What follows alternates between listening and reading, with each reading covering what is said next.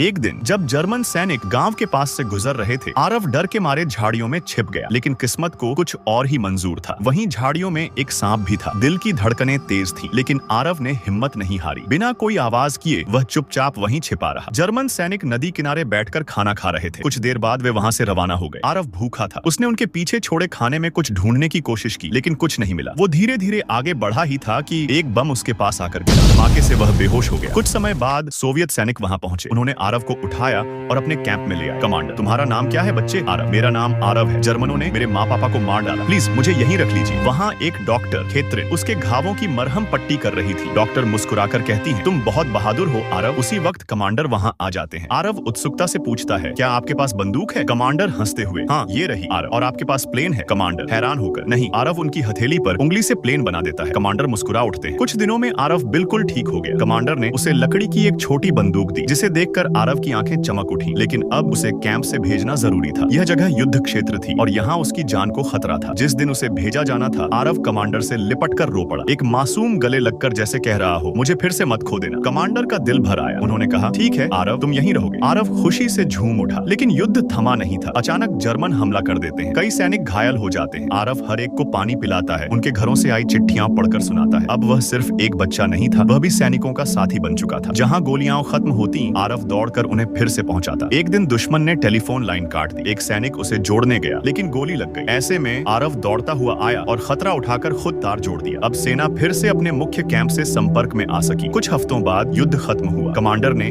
आरव को वीरता का मेडल दिया। कमांडर, तुमने हमारी लड़ाई में सिर्फ मदद नहीं की, तुमने हमें इंसानियत की याद दिलाई। पूरी बटालियन को सम्मान मिला, लेकिन सबसे ऊंचा सिर उस छोटे से बच्चे का था। आरव